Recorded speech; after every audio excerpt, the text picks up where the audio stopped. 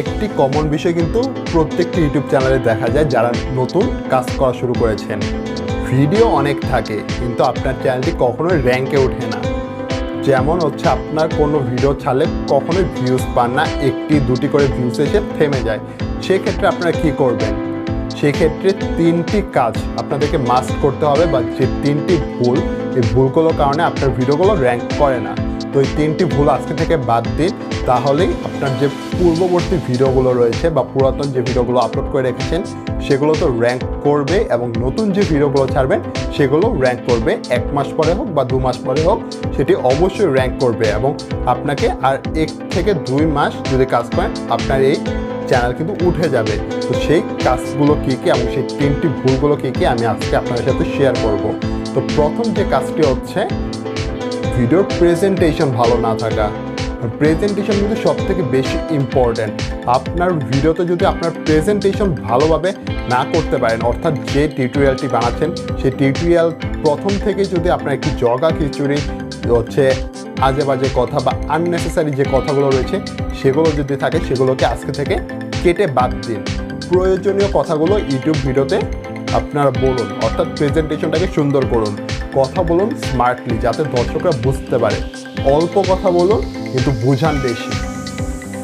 অল্প যদি কথা বলেন সেক্ষেত্রে দর্শকরা সেটি নিতে পারবে, কারণ লং ভিডিওসগুলো সাধারণত একটি দর্শক দেখতে চায় না। যদি সেটি আপনারা শুধু কথা বলেই পুরো ভিডিওটি হচ্ছে বানিয়ে থাকেন, সেক্ষেত্রে ভিডিওটি বানান একটি হচ্ছে বিভিন্ন ধরনের স্ক্রিনশট নিয়ে বিভিন্ন ভিডিও বানান, অর্থাৎ যে কথাগুলো বলতেছেন সেই কথাগুলো প্রমাণ কি অ্যাকচুয়ালি সেটি আপনার ভিডিওতে আপনারা দেখাতে পারেন, বা কোথা থেকে আপনি এই সোর্সগুলো পাচ্ছেন বা বিভিন্ন সোর্স নিয়ে কথা বলতেছেন সেগুলো আপনার ভিডিওতে তুলে ধরুন প্রমাণস্বরূপ। সেক্ষেত্রে একটি দর্শক আপনার ভিডিওতে থাকবে এবং পূর্ণ সময় ওয়াচ করবে।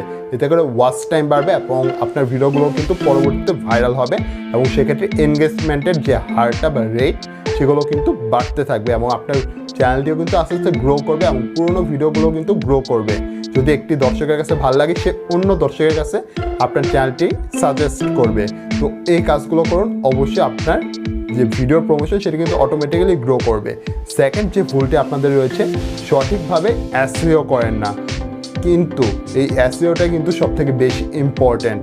ভিডিওর কিওয়ার্ড রিসার্চ আপনাকে ভালোভাবে করতে হবে, এবং 4টি পদ্ধতিতে মোবাইল দিয়ে আপনি কিওয়ার্ড রিসার্চ করতে পারবেন, এবং সেই 4টি পদ্ধতিতে কিভাবে করবেন সেটি নিয়ে আমার চ্যানেল ভিডিও রয়েছে, আপনারা দেখতে পারেন। কারণ কিওয়ার্ডের মাধ্যমে কিন্তু ইউটিউব অ্যালগোরিদম সঠিক যে দর্শকগুলো রয়েছে তাদের কাছে আপনার ভিডিওটি প্রেরণ করবে, বা তাদের ব্রাউজ ফিচার আপনার ভিডিওটি দিয়ে দিবে, এবং তারা কিন্তু আপনার ভিডিওটি দেখবে, এবং যদি ভালো লাগে আপনার ভিডিওটি ওইখান থেকেই তারা স্টপ করে অন্য ভিডিওতেও তারা যাবে, এবং আপনার চ্যানেলটিকেও আপনার সাবস্ক্রাইব করবে। তো সাবস্ক্রাইবার্সও আপনি পাবেন, সেক্ষেত্রে সঠিক দর্শকের কাছে আপনার ভিডিওটি যাবে এবং ভিউজও বাড়বে। সেক্ষেত্রে এসইওটা কত গুরুত্বপূর্ণ আপনারা হয়তোবা বুঝে গেছেন।